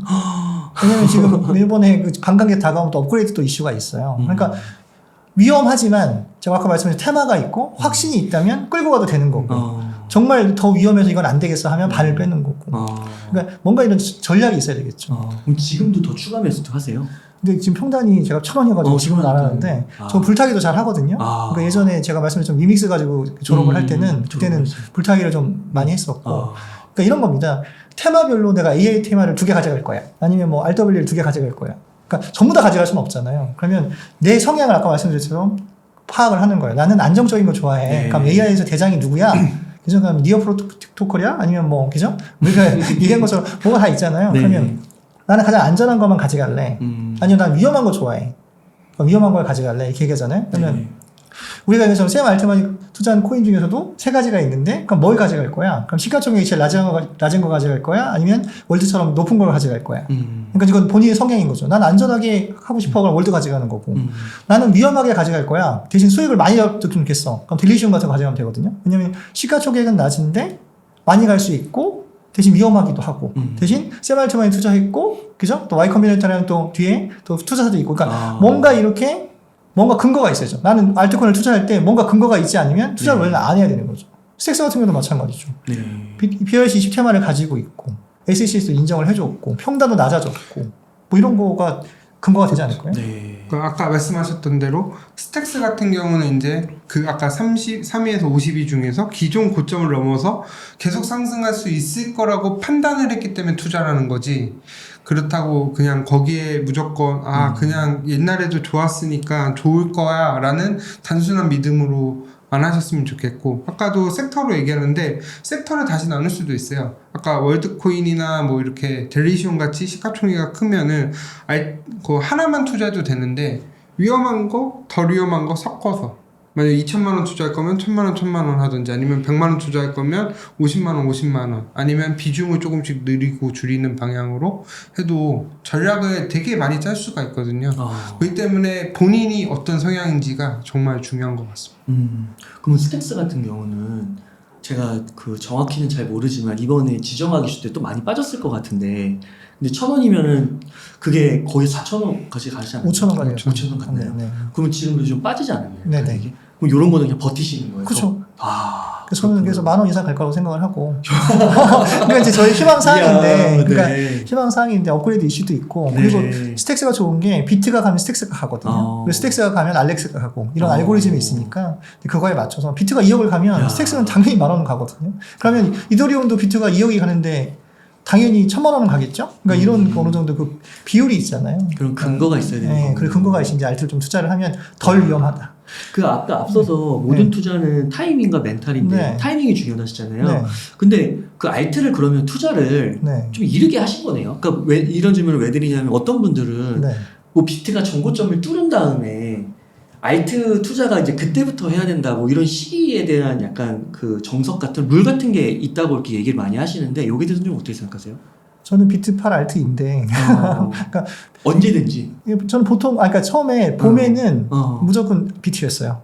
근데 이제 봄이 어느 정도 이제 지나가고 비트가 이제 수익이 나기 시작해서 이제는 알트를 좀 사야겠다 생각하면은 비트가 8 알트가 있는데 스택스를 좀 많이 샀던 이유가 스택스는 저는 그냥 비트랑 똑같이 봐요. 왜냐면 비트 추정 자산이라고 생각하는데 비트가 올라가면 더 많이 올라가고 대신 비트가 떨어지면 더 많이 떨어지고 그러니까 그거 위험성은 있는데 그거에 맞춰서 저는 그래서 요번에도 말씀드렸지만 원고를 뺄 때 비트 반을 뺐거든요. 그 대신 이제 비트 반이 남아있고 알트도 남아있는 거고. 그러니까 중요한 거는 안전자산, 아까 말씀하신 것처럼 안전자산, 위험자산을 골고루 섞되 그 비율을 본인 성향에 맞춰서 성에 맞는 거겠죠. 저도 그 소액으로 자꾸 믿는 알트코인들은 하락장에도 조금씩 사시라고 했잖아요. 소액으로.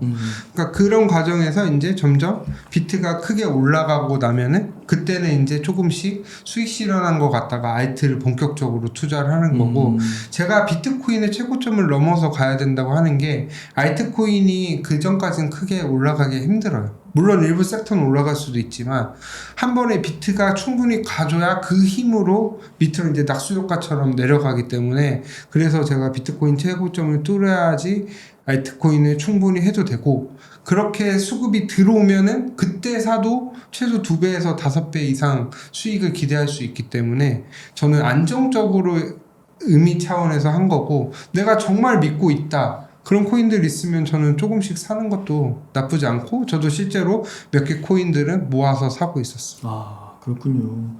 야, 그러니까 알트 투자에 대해서도 시기에 있어서도 그 공부를 하면서 그 코인별로 좀 다를 수가 있는 거네요. 네. 딱 정해진 게 없는 거고. 아, 그러면 책에서 한번 질문을 드려보면은 이제 요게 또 중요 내용 같은데 비트코인 4계절을 설명해 주셨어요.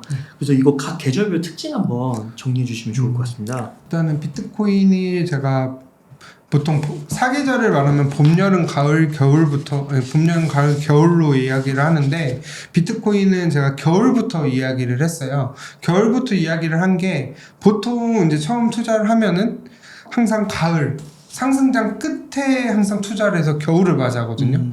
저도 그렇고 여기 팬들님도 그렇고 대부분의 투자분들이 다 그렇게 입문을 하시는 것 같아서 네. 그래서 겨울부터를 했고, 겨울은 이제 비트코인이 최고점을 찍고 최저점까지 기간을 설정을 했거든요. 네. 거기가 한 12개월 정도 되고요. 그 다음에 이제 봄에는 최저점으로부터 이제 비트코인 반감기까지, 그 다음에 비트코인 반감기부터 비트코인 최고점을 뚫기 직전까지가 여름, 그 다음에 그 비트코인이 기존 최고점을 돌파하고 새로운 고점을 생성하면서 최고점을 찍을 때까지 가을이라고 했는데, 앞서 말씀했다시피 ETF라는 여러 가지 가능성 때문에 지금 봄이 짧아지고 여름이 조금 땡겨졌어요. 네. 그렇기 때문에 봄이 보통 한 17개월, 18개월인데 한 1년 정도 걸렸던 것 같고, 대신에 여름이 땡기고, 지금 핵심으로 보는 게 이 가을이 길어질지 아니면 가을도 짧아지고 겨울이 길어질지, 그런 거는 앞으로 계속 보면서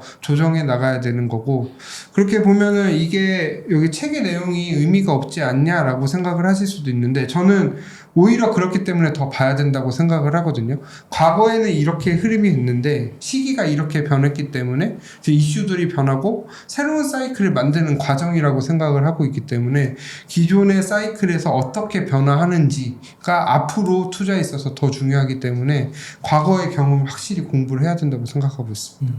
그렇군요. 그 궁금한 게, 만약 좀 너무 이른 질문이긴데도 한 것 같긴 한데, 이번에 그 반감기 가을을 지나서요, 겨울이 오면 그때도 지난 그 세 번째, 두 번째 반감기 때처럼 막 80%, 90% 하락이 있을 거라고 보세요? 저는 90%까지는 아직 빠진 적은 없고 85%인데 이번에 77% 빠졌었거든요. 네. 기존에 85%였고 근데 그랬기 때문에 이번에 한 77%, 막 80%까지 안 빠질 수도 있거든요. 적게 하락할 수도 있는데, 그 이유가 이제 기관들이 만약 매수하는 심리가 강하면은 하락이 크게 안 올 수도 있어요. 근데 반대로 오히려 기관들이 오면, 기관들이 한 번에 팔기 시작하고 매도가 나오기 시작하면 오히려 더 깊게 하락을 할 수도 있거든요. 그렇기 때문에 비트코인이 최고점으로 얼마를 가는지, 만약에 2억까지 간다 라고 하면 한 뭐 50%에서 70% 정도 빠지겠지만 3억을 넘어서 간다, 그럼 그때는 진짜 80%, 막 90%도 빠질 수도 있다고 생각을 하거든요. 오른 만큼 빠지는 거군요. 네, 그러니까 버블이 어느 정도 되는지에 따라서도 올 수도 있고, 버블이 발생 안 한다고 하면은 그래도 한 최소 50% 이상은 빠진다고 보고 있어요. 그러니까 어떤 분들은 이제 금에 비교하면서 금 ETF 통과된 다음에 뭐 한 6, 7년 동안 계속 올랐다, 그래서 이제 비트코인도 이번 겨울이 폭이 그렇게 길지 않을 것이다, 뭐 이런 얘기도 하시고 하는데, 그렇게 말씀하신 거 공감이 되는데, 그렇게 되면은 문제가 뭐냐면 비트코인의 변동성이 작아져요. 저희가 비트코인을 투자하는 게 변동성이 크기 때문에 손실을 볼 때도 많이 손실을 보지만 벌 때 크게 벌 수가 있는데, 그런 메리트가 사라지는 거기 때문에 오히려 솔직히 저희 입장에서는 상승할 때 화끈하게 상승하고 내려갈 때도 그냥 시원하게 내려가야지 좀 다시 재상승할 수 있는 기회가 있지 않나라고 생각하고 있습니다. 저는 이제 사계절 사이클이 한 번 더 왔으면 좋겠고, 근데 이번에 이제 제도화가 잘 돼서 아까 뭐 후배님 말씀하신 것처럼 누구나 만약에 비트코인 접근이 좀 가능한 채널이 열린다, 정말 증권사에서 쉽게 살 수 있고 우리가 앱에서 막 금방 누구나 다 비트코인을 살 수 있다, 이러면 정말 사이클이 깨지는 구조가 오는 거고, 요번에까지는 그렇게 되지 않고 지금 뭐 ETF 정도만 통과됐다, 그럼 한 번 더 사이클이 있을 거라고 보거든요. 그러면 한 번 더 사이클이 있으면 당연히 금은 4년 중에 사이클이 없었잖아요. 근데 제가 알기로는 금리 사이클이 있었나요? 없었잖아요. 그죠? 사이클은 원래 우리 비트코인만 있는 거니까. 아. 그러면 금은 그런 사이클이 없었던 거고 그러겠네요. 우리는 사이클이 있었으니까 우리는 사이클을 한 번은 더 가져가지 않을까. 대신 사이클이 작아질 거라고 좀 봐요. 그러면 지금 아까도 말씀하신 하락폭이 줄어든 것처럼 80몇 %에서 70몇 % 줄어든 것처럼 저도 이번에 60% 정도는 이제 하락할 거라고 보고 3억이면 최소한 뭐 1억까지 떨어질 거니까 아까 말씀드린 것처럼 저는 1억부터 살 거거든요. 1억에 사고 9천원대 사고 8천원대 사고 계속 사는 거죠. 그때가 봄이라고 생각을 하는 거고. 그리고 만약 2억까지 가게 되면 그래 1억부터는 당연히 떨어지는 거고 8천 밑에까지 떨어질 테니까 그럼 8천부터 사겠죠. 8천에 사고 7천에 사고. 그게 봄이네요. 새로운 그렇죠. 봄.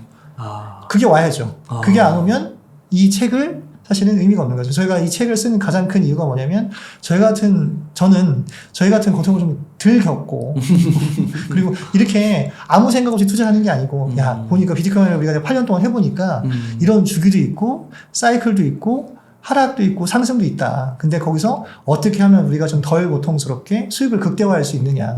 그리고 우리가 꼭 비트코인만 돈 벌어야 돼? 그런 게 아니라 우리가 어차피 수익을 그죠? 얻으려고 온 거니까 중요한 거는 어떻게 하면 수익을 극대화하면서 나의 고통을 줄이는 방법이 뭘까? 그게 가장 중요한 게 멘탈과 타이밍이라니까요. 그러니까 알고 하락을 맞는 거랑 그쵸. 모르는 상태에서 앞이 안 보인 상태에서 무섭죠, 하락이랑 그러면. 다르거든요. 그러니까 저희도 겨울일 때 되게 마음이 편안했던 게 어차피 떨어지는 시기야 라는 거랑 언제까지 떨어져야 되는 하늘과 땅 차이기 때문에 그런 거를 좀 연구를 하고 사년주기가 기존 봄, 여름, 가을, 겨울처럼 완전히 똑같이 가진 않을 것 같아요. 지금 기간들이 들어왔기 때문에. 네. 하지만 큰 틀에서 사년주기는 그래도 한 번 정도는 더 가지 않을까. 책에는 제가 70대 30이라고 얘기했는데 안 될 가능성이 70인데 이 70이라고 말한 거는 그 사계절이 완전 똑같게 갈 확률이 30%라고 본 거고 안 될 가능성이 70%라고 봤지만 그래도 전체적인 큰 4년 주기에서는 어느 정도 따라가지 않을까라고 생각은 하고 있습니다. 그 지난 반감기도 겪어보셨고 이번에도 이제 반감기를 앞두고 있는데요. 그 지난번 그 투자 사이클보다 네. 그 하방 경직성이라고 할까요? 네. 그 덜 떨어지는 듯한 느낌? 그런 게 있으신 것 같으세요? 훨씬 더 떨어지죠. 많이 안 그래요? 떨어졌죠. 너무 편해. 그래요.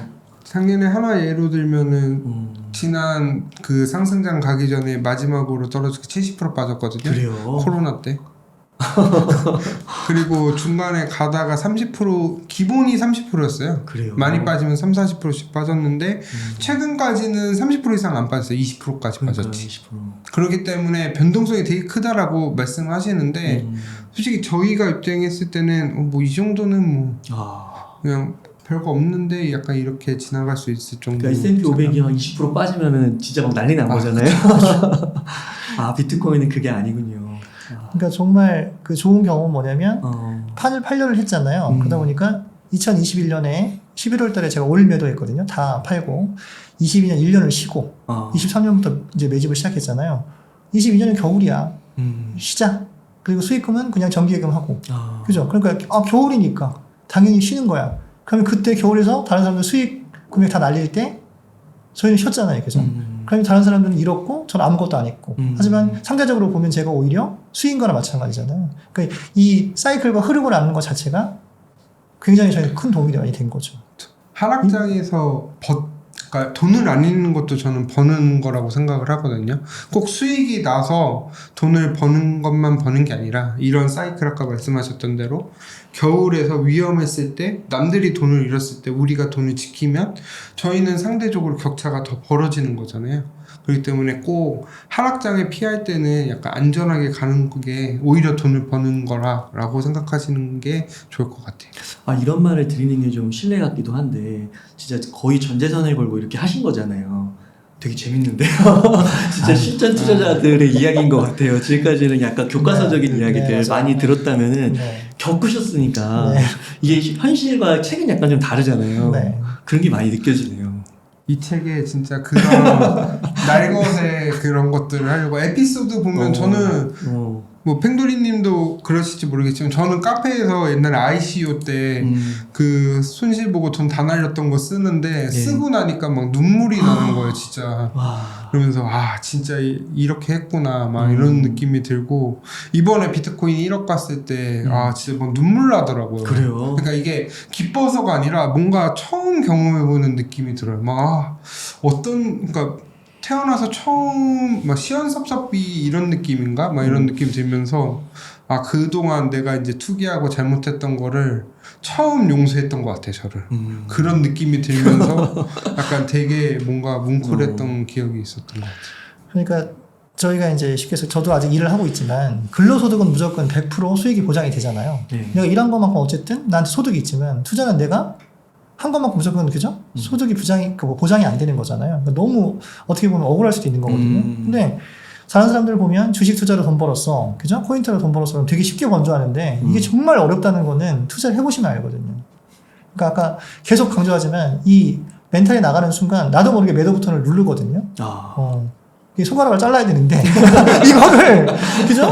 이거를 나도 모르게 멘탈이 부서질 때가 있어요. 더 떨어질 것 같아가지고. 근데 사실은 하락장에서 그 급격하게 하락할 때는 아무것도 안 해야 되거든요. 왜냐면 데드킥 바운스가 있기 때문에 오른단 말이에요.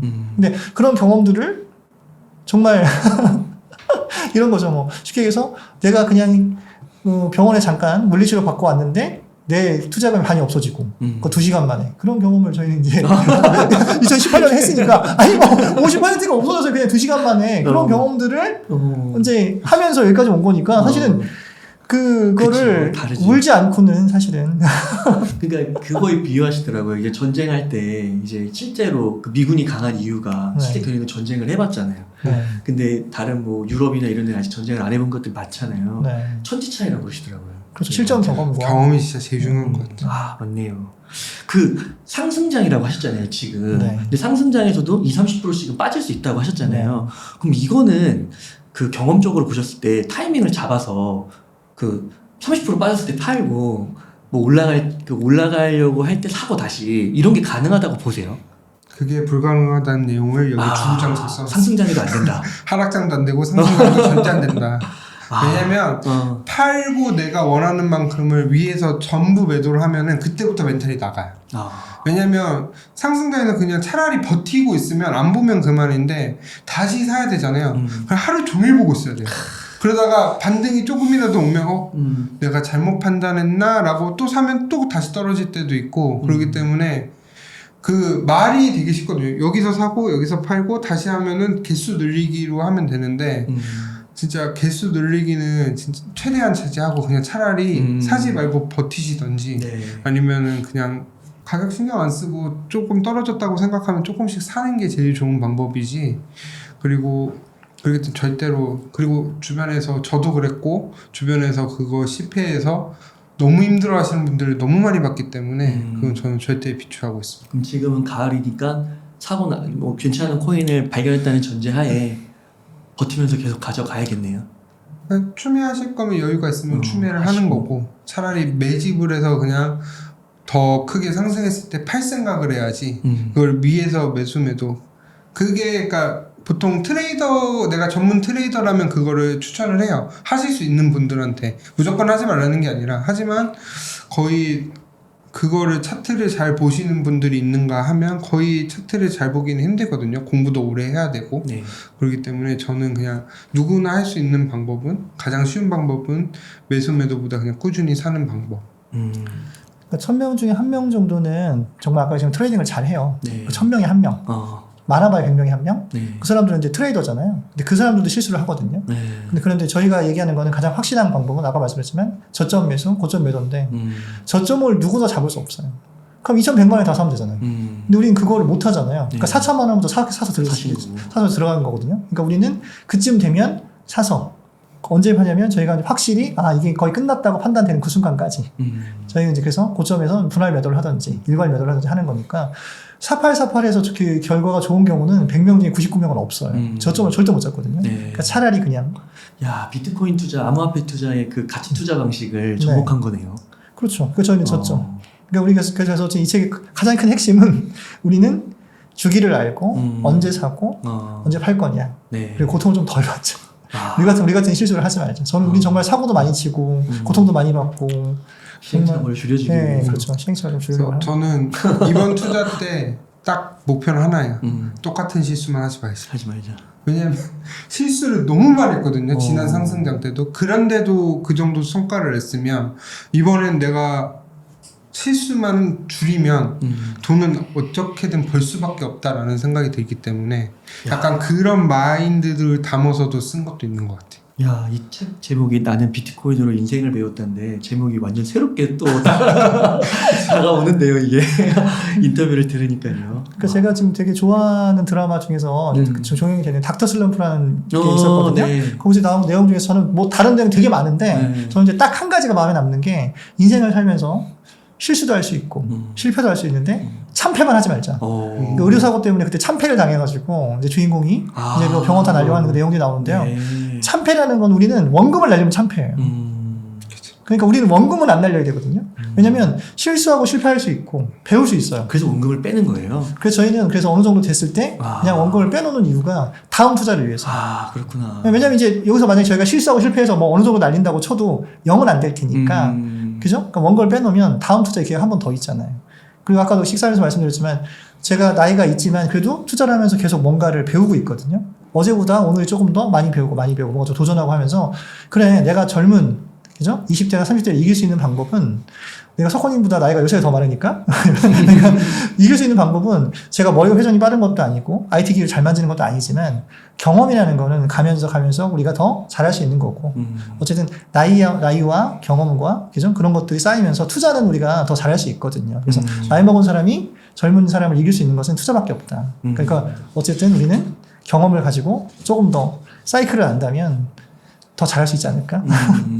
또 이런 말씀을 해주셨어요. 네. 비트코인이 오르는 것이 기적이 아니라 내가 비트코인을 알고 투자한 것이 기적이다. 너무 멋진 말 같은데 어떤 의미예요? 비트코인은 어차피 우상향하는 자산이거든요. 그러니까 미국 자산도 그죠? 무조건 미국 주식도 무조건 우상향하잖아요. 근데 우상향하는 거를 그죠? 이건 당연한 우상향하는 건 당연한 거거든요. 미국이 망하지 않는 한 미국 주식 무조건 우상향하는 거잖아요. 네. 왜냐면 국가 주식 총액은 그러니까 당연히 오르는 거고 비트코인도 당연히 오르는 건데 그걸 모르고 살았었잖아요. 만약에 제가 2017년이라도 알아서 다행인 거고 만약에 2015년째 알았으면 더 좋은 거고 처음에 만났으면 더 좋은 건데 당연히 오르는 자산을 모르고 살았으면 너무 억울했을 텐데 이걸 제가 안 게 기적인 거죠. 당연히 오르는 거거든요. 그러니까 지금도 제가 2억을 확실하게 얘기하고 3억까지 갈 수도 있어야 하는 거 뭐냐면 돈은 찍어서 계속 나오는데 자산의 가치는 계속 올라갈 거 아니에요. 그죠? 네. 그럼 비트코인은 무조건 올라가거든요. 그러니까 내가 비트코인이 오르는 건 정말 기적이 아니라 당연한 거고 내가 그걸 알아차리고 그걸 미리 선점하고 알고. 그래서 제가 박형철 의사님을 되게 좋아하는데 W를 찾아서 그죠? 맞아요. 네. 근데 저는 그거를 W를 2017년에 그게 비트코인이 W라고 생각을 했는데 이더리움이 바사삭 부서지는 바람에 돈을 잃은 게 문제가 아니고 나의 확신이 무너진 거죠. 내가 이게 W라고 생각했고 이게 맞다고 생각해서 그렇게 많은 돈을 넣었는데 마이너스 95%가 되면 이거는 돈이 문제가 아니라 그러니까 나의 신념이 무너진 거고 나의 판단이 무너진 거고 내가 공부를 잘못한 거잖아요. 네. 그때가 정말 힘들었던 거죠. 2017년, 18년도 투자해보신 분들은 알겠지만 그때 W를 찾아서를 안 보신 투자자들 좀 있어요. 그래요? 특히 ICO 투자 많이 하셨던 분들은 이게 W구나. 저도 그렇게 생각을 했는데 이제 잘못 판단을 했던 건데 결국엔 지금 보면은 그때 ICO 아이디어가 이제 진짜 제대로 된 기업들이 나오고 있거든요. 그렇기 때문에 내가 너무 빨리 보고 좀 잘못 알고 아까 경험 얘기하셨잖아요. 진짜 사회 초년생 20대 때 막 아무것도 모르고 이렇게 했던 거를 한번 좀 반성하기도 했고 아마 제가 그 꿈꿔왔던 세상이 펼쳐지는 것 같아서 오히려 저는 돈 버는 것도 기분이 좋지만 그런 현상을 보고 있는 게 너무 재밌는 것 같아요. 그러니까 이 기적이라는 용어를 잘 안 붙이잖아요. 그러니까 투자의 대상에 있어서 비트코인 더 넓게는 이더리움, 암호화폐, 알트코인 다 포함해서 여기에 앞으로 엄청난 기회가 잠재되어 있고 발현될 것이라고 보시는 거예요. 10년 동안은 이제 코인의 세계인 거죠. 코인의 세계. 네. 와. 이제 코인이 정말 사용화가 되는 거고 네. 레리 핑크가 하려고 하는 게 그런 거고 이제 앞으로 맨날 스캠이고 쓸데없고 비트코인 뭐가 쓸모가 있어? 하지만 이더리움은 이제는 그 기반 위에서 그죠? 실무자산의 토큰화가 이루어지는 거고 그러니까 뭔가 정말 실사용화되는 그런 것들이 나오기 때문에 앞으로는 정말 레리 핑크가 얘기한 것처럼 코인의 시대인 거죠. 그래서 여기를 지금이라도 빨리 알고 공부하고 투자한다면 10년이 밝을 텐데 말씀드린 비트코인이 가는 건 기적이 아니라니까 내가 그걸 빨리 가는 거야. 걔는 가는 거고 우리가 그걸 알고 빨리 이제 투자하고 공부하고 하는 게 맞는 거죠. 저는 이 책에서 제일 중요한 한 챕터를 뽑으라고 하면 암호화폐 미래에서 제목이 제2의 구글 아마존을 찾아서라는 데가 있어요. 저는 이제 시작을 했다고 생각을 하거든요. 네. 이제 다음에 비트코인도 물론 전 투자하겠지만 그렇게 파생되는 기업을 되게 쪼개서 많이 할 것 같아요. 뭐가 될지는 모르겠지만 예를 들면 제가 1억의 여유금이 있으면 100만 원씩 100개에 한 10년, 20년을 묻어두면서 그게 1000배. 뭐 하나만 1000배가 돼도 되는 거고 아니면은 굳이 뭐 다 날릴 수도 있으면 아 좋은 경험했다 이 정도 생각을 할 정도로 그런 식으로 저는 생각을 하고 앞으로 탄생되는 그런 미래들이 너무 기대가 되고 그렇기 때문에 그런 기회에서 엄청나게 큰 저희한테 기회가 찾아오지 않았냐 그래서 기적이 아닌가라고도 생각하고 있습니다. 아, 네. 야, 오늘 진짜 인터뷰를 하면서 나는 비트코인으로 인생을 배웠다. 또 부재가 찾아오는 기회로 움켜쥐는 방법 이런 것들이 있는데 이게 진짜 들어야 이 작가님들을 들어서 제가 인터뷰를 하면서 느껴봐야 이 지금 감정을 좀 아실 것 같아요. 이게 완전 다르네요. 그 진짜 책도 다시 한번 정독해야 되지 않을까 싶습니다. 네, 저 같은 참패를 하지 않도록. 그 한 가지만 좀 이거는 그 시청자 질문인데 네. 그 많은 분들이 아직 코인 투자가 두려워서 네. 근데 코인에 기회가 있다는 건 좀 알아서 네. 근데 또 미국 주식에는 조금 네. 그 접근성이 쉬우니까요. 코인베이스나 마이크로 스트래티지 같은 주식을 산 거예요. 그리고 아니면 채굴주를 사신 분들이 있는 거예요. 근데 이번 지정학 이슈로 굉장히 많이 이것도 거의 폭락을 했다고 하더라고요. 그래서 질문을 좀 달라고 해주셔가지고 여기에 대한 투자는 앞으로 좀 어떻게 전망하시는지 궁금합니다. 일단 마이크로 스트래티지랑 코인베이스 같은 경우나 채굴주는 어쨌든 사이클에 따라서 가긴 갈 거예요. 근데 채굴주는 이제 최근에 에너지 문제가 많이 크잖아요. 그런 이슈들 때문에 생각보다 많이 못 올라갈 수도 있을 것 같다고 생각을 하고 있고 아마 팽돌이님이랑 저는 코인베이스를 투자를 했어요. 이미 비트코인 저점이 왔을 때. 미국 주식 투자를 하세요? 네, 그래서 오히려 비트보다 수익률이 더 좋아요. 그래요? 네, 많이 갔을 때 한 350%까지 갔었죠. 네. 그러다가 최근에 이제 좀 많이 하락을 맞아요. 했는데 그래도 아직까지 최고점 가려면 50% 더 올라가야 되거든요. 그렇기 때문에 저는 마이크로 스트래티지도 무조건 올라갈 거라고 생각을 하는데 저는 그냥 차라리 하나를 할 거면 코인베이스고 코인베이스를 보는 이유가 결국에는 그 아까 ETF 커스터디나 모든 관련된 모든 검증이나 이런 거를 다 코인베이스로 하기 때문에 네. 결국에는 인정을 해줄 것 같다는 생각 때문에 물론 지금 SEC랑 소송을 하고 있지만 결국에는 코인베이스가 괜찮을 거라고 생각을 하는데 뭐 장기적으로 투자도 괜찮게 보는데 다만 이제 비트코인이 빠지면 똑같이 하락을 할 거예요. 그렇기 때문에 그런 사이클에 맞춰서 코인베이스는 하셔도 좋을 것 같고 채굴주는 앞에 말씀드렸다시피 상승은 할 것 같은데 좀 에너지 이슈나 요즘에 좀 석유 원자재 가격도 많이 올라가고 하니까 그리고 또 환경 이슈가 또 언제 물고 늘어질지 몰라요. 그렇기 때문에 채굴주도 나쁘진 않지만 굳이 하나를 뽑으면 코인베이스를 투자하시는 걸 저는 추천하고 있습니다. 네. 저 같은 경우는 그 책에도 썼는데 그 코인베이스 주식 있다고 써놨고 그다음에 마라톤하고 매라톤인가요? 그다음에 라이엇도 있는데 저 같은 경우는 코인베이스를 더 많이 못 산 게 사실은 안타까운 거고 그러니까 요번에 이제 경험에서 사실은 맨날 코인 투자만 하다가 미국 주식을 처음으로 한번 손을 한번 대봤거든요.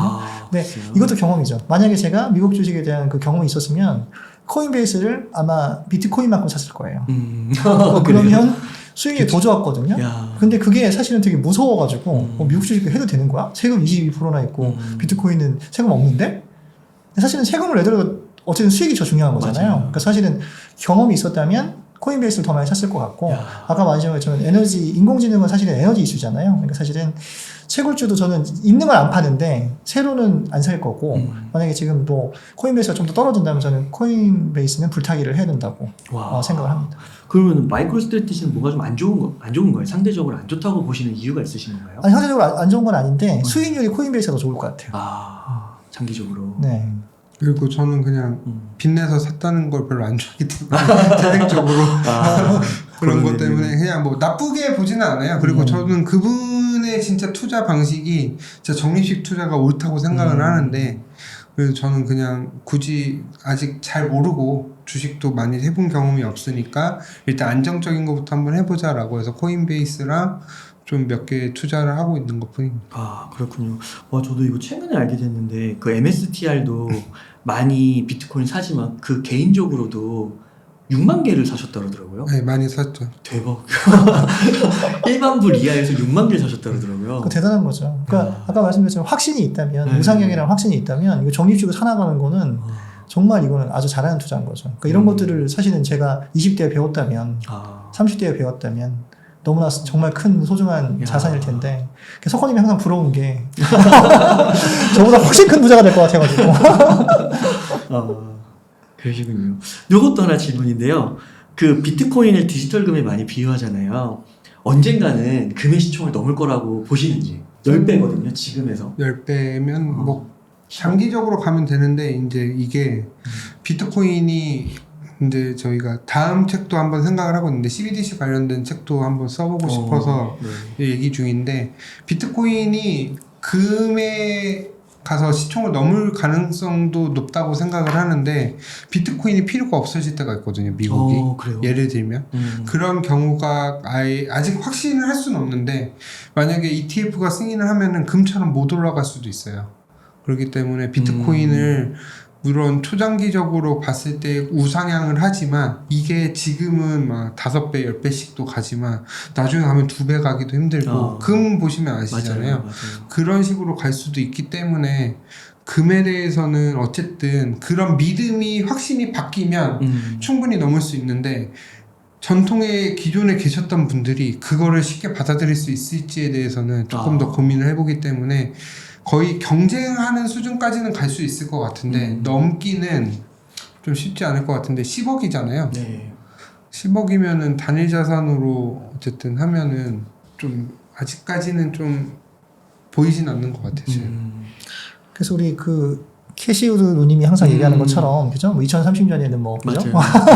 얼마 가고 물론 다 좋고 그다음에 뭐 우리 입장에서는 그 어쨌든 우리는 이제 한정된 재화잖아요. 그 2,100만 개고 그러면 계속 키워오면 되는 거고 원유도 계속 키워오면 되는 거니까. 그래서 그런 믿음으로 따졌을 때는 갈 수도 있겠지만 10년 안에는 조금 힘들지 않을까. 그러니까 어제도 우상향하는 자산은 맞긴 맞거든요. 네. 그러니까 이제 저희가 있을 때는 그 사이클이라는 걸 아까 계속 강조하지만 그걸 항상 주지해야 되고 한정된 양이라는 것도 좀 주지를 하면서 시장은 항상 변동성이잖아요. 지금 뭐 전쟁 터질 줄 아는 거 아무도 몰랐던 것처럼 항상 보면서 대응하면 될 것 같습니다. 네. 그럼 이제 마무리 질문 드리겠습니다. 지금 한 여유 자금으로 예를 들어 뭐 한 1억 정도 이렇게 있으면은 어떻게 투자 전략을 세우시겠어요? 저는 일단은 아직 적극적으로 사진 않을 것 같고요. 아마 5월 달에 크게 좋게 보진 않고 있어서 조금 더 기다렸다가 만약 5월에 하락이 없으면 그냥 늦게라도 그냥 그때 높은 가격에서 살 것 같고요. 만약에 안전적으로 하고 싶다라고 하면은 비트를 한 8-90% 사고 나머지 10% 알트를 사라고 권유해 드리는데 아까 말씀드렸다시피 수익률 싸움을 한번 해야 될 타이밍이긴 하거든요, 솔직히. 네. 그렇기 때문에 한 50대 50. 나 진짜 만약 공격적으로 해보고 싶다 그러면은 현금 한 20% 남겨놓고 알트 위주로 투자를 한번 해보는 것도 나쁘지 않다고 생각을 하는데 리스크 관리를 굉장히 중요하게 생각을 하셔야 돼요. 그렇기 때문에 2배가 가면 알트는 무조건 빼야 되고 나중에 이득금 갔다가만 해야 된다라고 말씀드리고 싶습니다. 네. 저는 이제 생긴 거 답지 않게 좀 공격적이어서 4, 5, 6, 7, 8 이렇게 이제 5개월을 나눠서 그래서 이제 5번을 이제 5개월이잖아요. 그러면서 이제 10번을 산다는 생각을 하고 5천만 원은 이제 이더를 사자. 그리고 2,500만 원은 아까 얘기한 52건 이내를 사자. 그리고 2,500만 원은 이제 위험한 걸 사자. 저는 이렇게 네. 갈 것 같아요. 왜냐면 제가 이제 1억이 있다고 치면 어쨌든 왜 이렇게 할 수 있냐면 이더가 반드시 3배는 간다는 확신이 있으니까. 그러면 5천만 원이 1억 5천원 갈 거고 나머지 5천원을 다 버려도 난 5천원은 수익이다. 근데 어쨌든 5천만 원만 그죠? 2년 동안 투자해서 남는다고 하면 괜찮다. 대신 나머지 5천 가지고 승부를 한번 보자. 위험하죠. 저도 공감은 하는데 쉽지 않습니다. 이게. 대신 말씀드렸지만 한 번에 사는 게 아니고 5달인데 그거를 한 달에 2번 정도 사는 거죠. 그래서 8월 달까지는 매입을 맞추는. 평균적으로 그러면 그 알트 5천 정도 있잖아요. 52건 이렇게 하는 거에서는 몇 배 정도 보시는 거예요? 그 5천이 잘 될 경우에? 그러니까 52건 안에는 일단은 뭐 저희는 이제 3-4배는 봐야 되는 거고 52건 밖에는 5배에서 10배 사이를 봐야죠. 그렇게 되는 거군요. 5배에서 10배인데 최고점에서 못 파니까 한 5배 정도? 보수적으로 5배. 운이 좋으면 10배고. 네. 근데 이제 모든 코인이 내가 산 게 다 10배씩 갈 수는 없잖아요. 그렇죠. 그러니까 평균적으로 한 5배 정도. 여기서 전제는 이더를 무조건 반 사야 됩니다. 그것도 원금을 지키는 거죠. 네, 그래서 원금을 지키는 거죠. 참패를 안 당하기 위해서. 네, 왜냐면 원금이 남아야 다음번 투자를 또 그렇죠, 하잖아요. 그렇죠. 그러니까 얘네 다 버려도 이더에서 5천은 그죠? 수익이 난다는 전제하에 지금 가는 거니까. 그렇군요. 그러면 이번에 딱 한 종목만 투자한다면 어떤 종목을 투자하고 싶으신지. 저 진짜 고민을 많이 했는데 네. 비트라고 하면은 솔직히 그냥 방송용으로 하면 비트라고 하고 싶은데 솔직한 심정으로는 저도 이 하나만 할 거면 이더가 낫고 내가 진짜로 완전 승부를 보고 싶다 그러면 내가 정말 믿는 알트코인 하나 딱 찍고 갈 것 같은데 저는 그 능력이 없기 때문에 굳이 하나만 뽑으라면 이더 뽑을 것 같습니다. 앞서서 말씀해 주셨지만 네, 저는 이제 말씀드렸지만 만약에 홍콩에서 ETF를 안 했으면 비트인데. 네, 아니요. 저 다른 알트였을 거예요. 비트는 안 합니다. 그래서 사실은 그래서 아까 이더리움 얘기한 것도 이더리움만 1억을 넣어놔도 3-4배 되니까 우리가 보통 그죠? 2년 만에 아니 1년 만에 3-4배를 먹을 수는 없죠. 주식에서 100%만 도 엄청난 거잖아요. 근데 저희 코인에서야 뭐 2-3배가 우습지만 사실은 다 밖에서는 엄청난 거니까. 그러니까 안정적인 것과 수익적인 걸 다 할 수 있는 거는 제가 아까 말씀드린 2등 안정자산인 이더리움이 낫지 않을까. 네, 우습게 2-3배 하는데 실제로 2-3배 버시는 분들 거의 없더라고요. 그죠. 그러면은 그 섹터 정도까지 만약에 언급하신다면 앞서서 좀 언급됐던 AI, 뭐 RWA 이런 쪽이 그 중심이 될까요? 알트코인 투자에 있어서. 그리고 리스테이킹 요즘 나오는 거 그런 거 있잖아요. 네. 근데 저는 리스테이킹은 물론 가격은 올라갈 것 같은데 매우 위험해서 추천 안 해드리고요. 그냥 저는 RWA랑 AI랑 대기업 코인들 몇 개 이렇게 하면 될 것 같아요. 네, 감사합니다. 그러면은 끝으로 저희 웅달칠방 시청자분들께 꼭 하시고 싶으신 말씀이 있다면 부탁드리겠습니다. 네. 일단 저희 책 꼭 한 번씩 읽어봐 주시고 내용이 어렵지 않아요. 에피소드가 많이 있기 때문에 정말 딱 하나의 목적을 가지고 썼거든요. 진짜 진실되게 쓰자 책을 이렇게 했기 때문에 되게 재밌게 쓰고 저희도 공부도 많이 됐기 때문에 많이 응원해 주셨으면 좋겠고요. 그리고 지금 장이 조금 안 좋아서 되게 관심도 멀고 힘들어 하시는 분들도 있는데 이 책 한번 읽어보시면서 이분들도 이렇게 힘든 상황에서 이렇게 경험했구나 라는 걸 하셨으면 좋겠고, 항상 지금 내가 지금 어느 위치에 있고 내가 어떻게 대응하고 무엇을 어떻게 할지를 지금 이럴 때 힘들 때 점검해 봐야 된다고 생각을 하고 있기 때문에 일단 자기가 지금 언제 어떤 상황이고 앞으로 어떻게 할 것인지를 한번 점검해 보는 시간이 무엇보다도 필요하다고 생각하고 있습니다.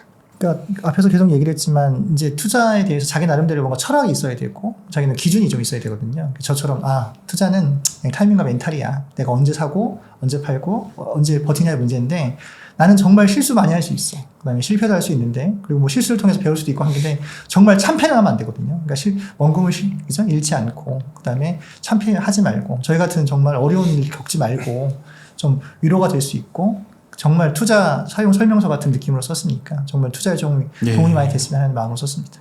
어떻게 보면은 그 막 1억 1억 1천, 1억 2천 막 이렇게 올라갈 때보다 이렇게 1억 밑에서 좀 조정을 받아가지고요. 이 시기에 책이 나온 게 한편으로는 더 다행일 수도 있다는 생각이 들기도 하고요. 맞아요.